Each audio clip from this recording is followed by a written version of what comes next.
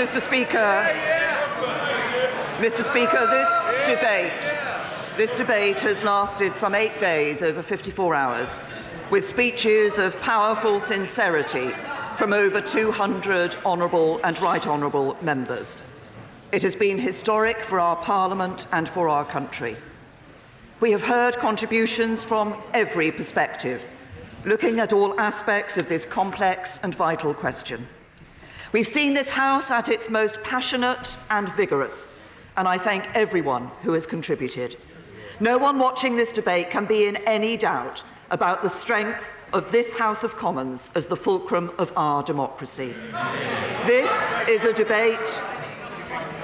debate about our economy and security, the livelihoods of our constituents, and the future for our children and for generations to come. It goes to the heart of our Constitution, and no one should forget that it is a democratic process that has got us to where we are today. In 2015, my party stood on an election manifesto that had as a centrepiece the promise of an in-out referendum on the UK's membership of the European Union. The British people responded by electing a Conservative government to follow through on that promise. That is what we did when this House voted overwhelmingly to hold the referendum and put the choice in the hands of the British people. Indeed, 470 current members voted in favour of it, and only 32 opposed it. That campaign was keenly fought. It caught the public imagination like few campaigns before it. Turnout was 72%, higher than for any national poll for a quarter of a century. And while not overwhelming, the result was clear and it was decisive. Something this House accepted when we voted overwhelmingly to trigger Article 50.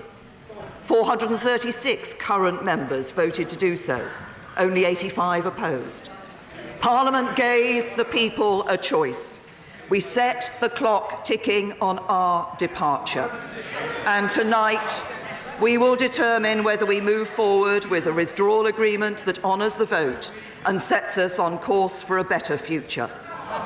The responsibility of each and every one of us at this moment is profound, for this is an historic decision that will set the future of our country for generations. So what are the alternatives that present themselves? First, we could decide it's all too difficult and give up, either by revoking Article 50 or passing the back buck to the British people in a second referendum.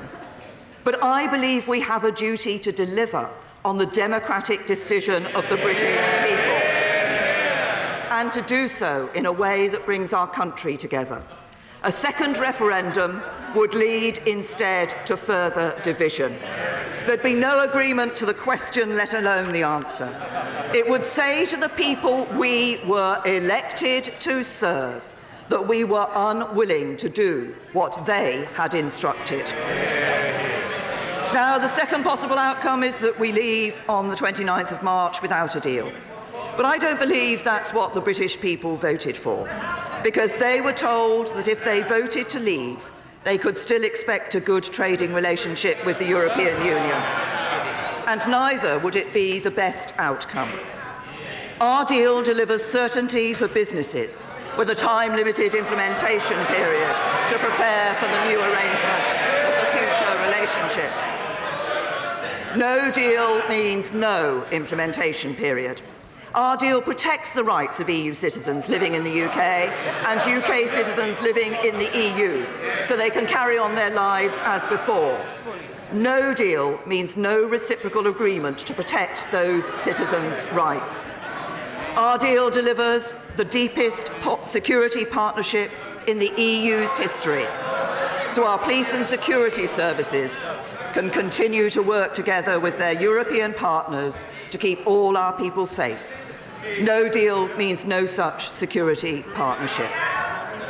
And our deal delivers the foundations for an unprecedented economic relationship with the EU that is more ambitious, that is... I said earlier it was becoming really rather a noisy and unseemly atmosphere, and that has now resumed. It must stop. The Prime Minister must be heard. The Prime Minister. our deal delivers the foundations for an unprecedented economic relationship with the EU that is more ambitious than anything they have ever entered into with a third country. It will give us the benefits of trading with the European Union and the ability to forge new trade deals in our own right. No deal means those new trade deals come at the expense of a trade deal with Europe, not in addition to it. So while it is categorically wrong to suggest that our country could not ultimately make a success of no deal, it is equally wrong to suggest that this is the best outcome. Now, third, there is the path advocated by the Leader of the Opposition, and we've heard it again, of calling a general election. But today's vote is not about what's best for the Leader of the Opposition. It is about what is best for the country. And at the end of a general election, whatever the result, the choices facing us will not have changed. It will still be no Brexit, leaving with no deal, or leaving with a deal. And there's no guarantee that an election would make the parliamentary arithmetic any easier. All it would gain is 2 more months of uncertainty and division. In 2017, the two main parties both stood on manifestos that pledged to deliver the result of the referendum. They got over 80% of the vote. People had the opportunity to vote for a second referendum by supporting the Liberal Democrats in 2017.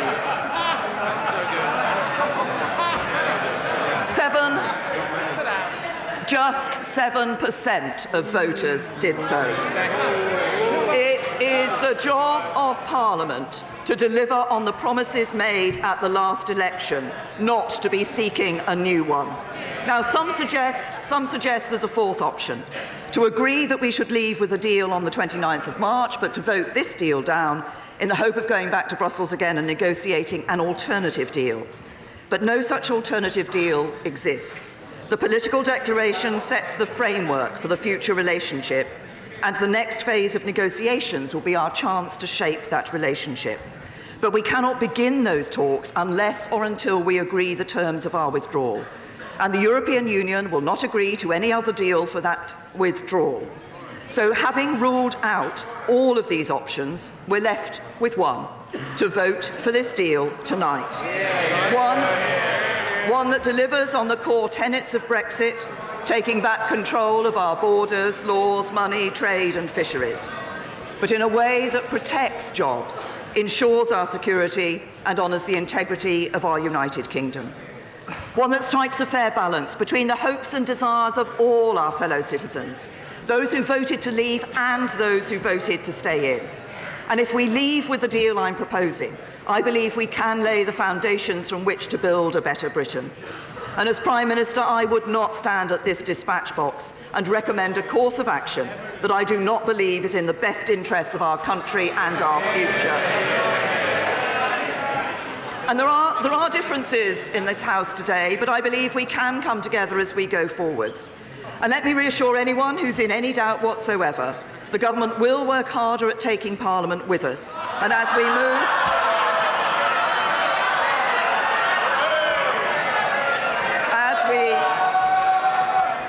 we move on to the next phase of negotiations, we will be looking to work with Parliament to seek that consensus. But, Mr. Speaker, let me turn to the most contentious element of our deal, the Northern Ireland Protocol. I will. My right honourable friend, the Prime Minister, knows that what concerns many of us is the possibility of the permanent nature of the Northern Ireland backstop. May I refer her to my Amendment B on the order paper, which sets a deadline for that backstop, and may I ask her what is the attitude of the government to my amendment? Can I thank my right honourable friend for the question he's asked and for the work that he has been doing to try to find a way through on this particular issue. And I know he's spent a long time consulting with international lawyers on this issue. The government isn't able to accept the amendment that has been selected, that my right honourable friend has put down, that has been selected tonight, because we have a different opinion and a different interpretation of the Vienna Convention. But I note that my right honourable friend has put down an alternative proposals in relation to this issue. The government is willing to look at creative solutions and will be happy to carry on working with my right honourable friend in relation to that particular issue.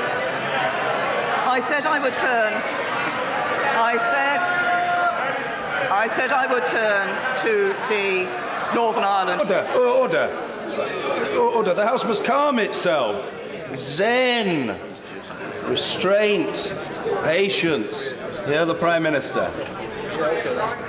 I set out the government's position in detail on my statement yesterday, so I'm not going to go over it again.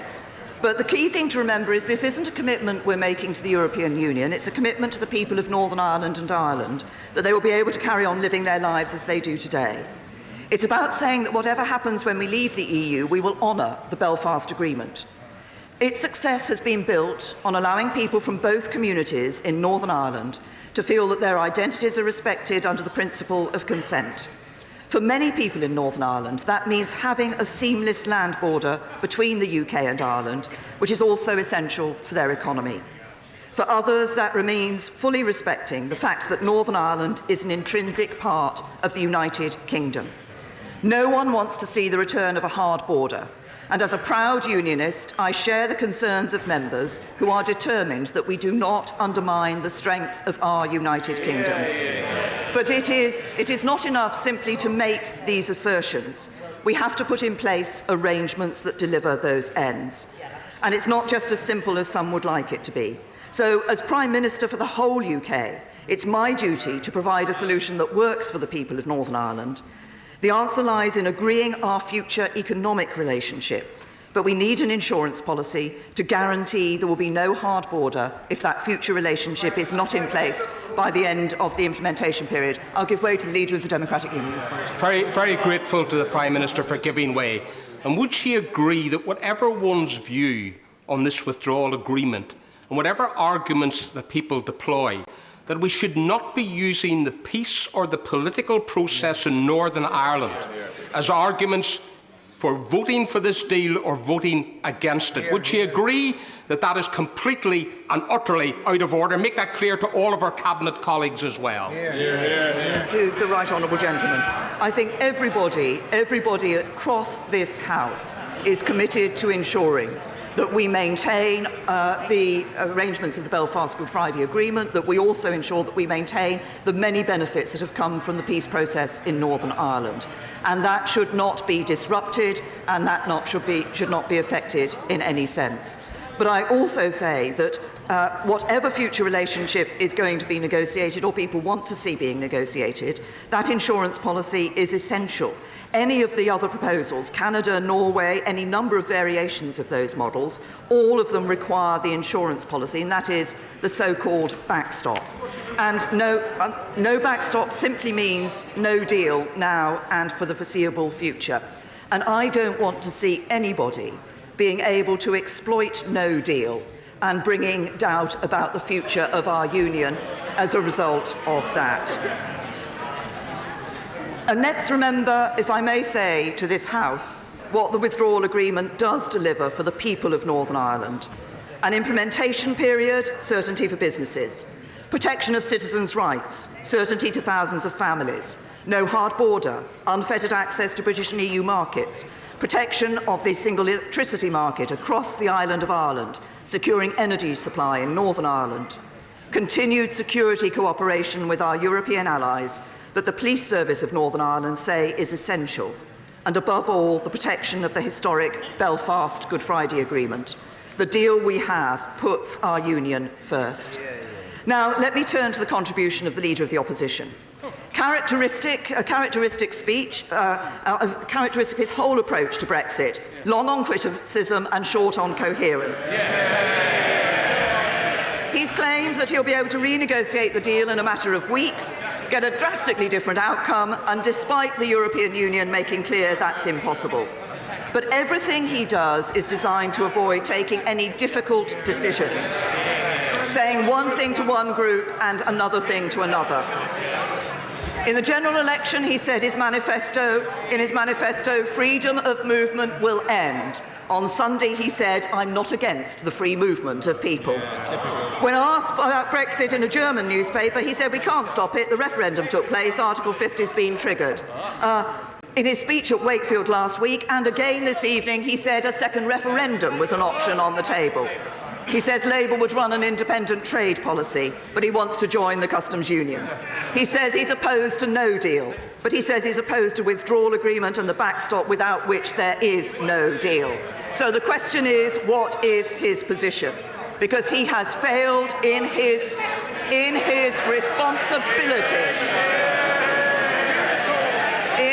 responsibility to provide a credible alternative to the government of the day by pursuing from the start a cynical course designed to serve his own political interest and not the national interest.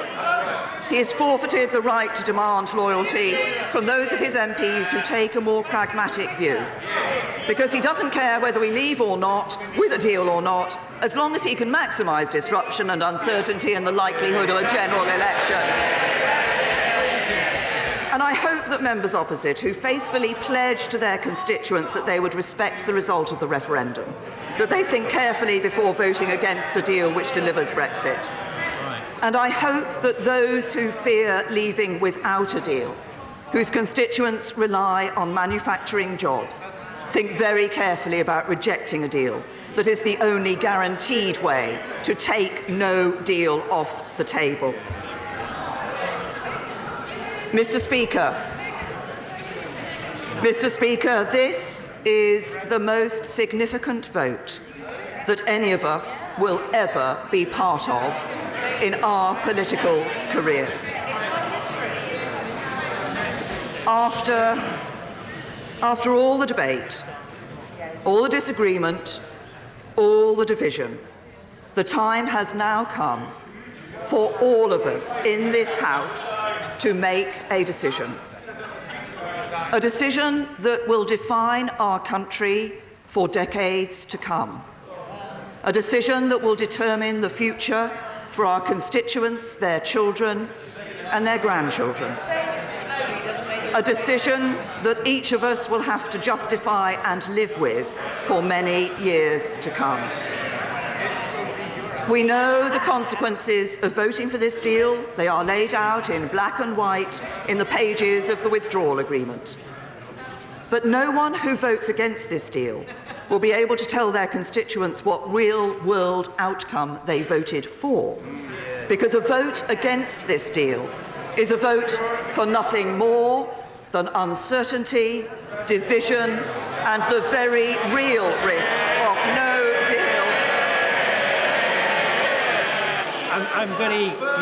I'm very grateful for the Prime Minister for giving way. Prime Minister, on any of the analysis of Brexit, economic growth will be lower than staying in the European Union.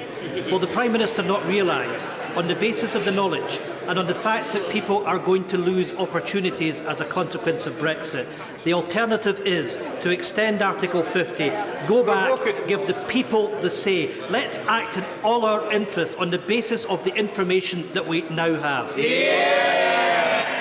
I say to the right honourable gentleman, Parliament gave the British people a choice.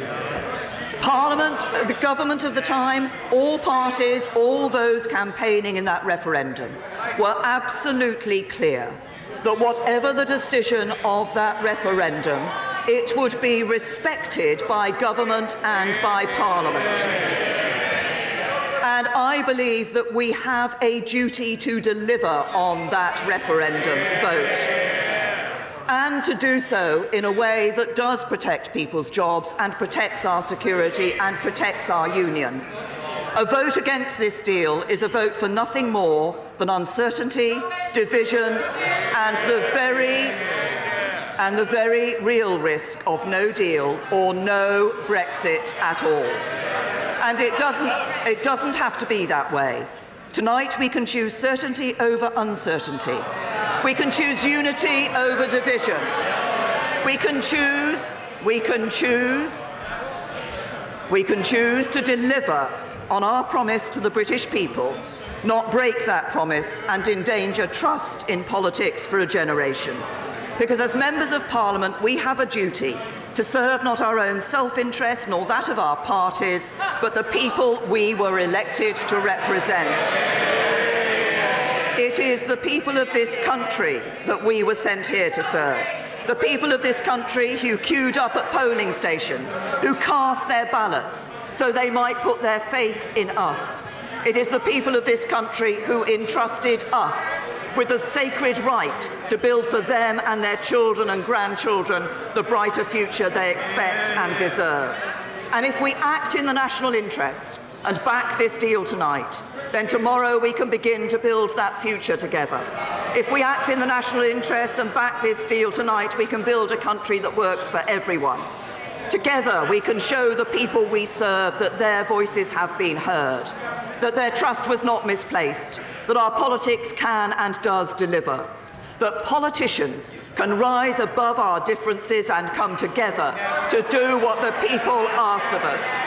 That is the test history has set for us today. It will determine the future of our country for generations. We each have a solemn responsibility to deliver Brexit and take this country forward. And with my whole heart, I call on this House to discharge that responsibility together, and I commend this motion to the House.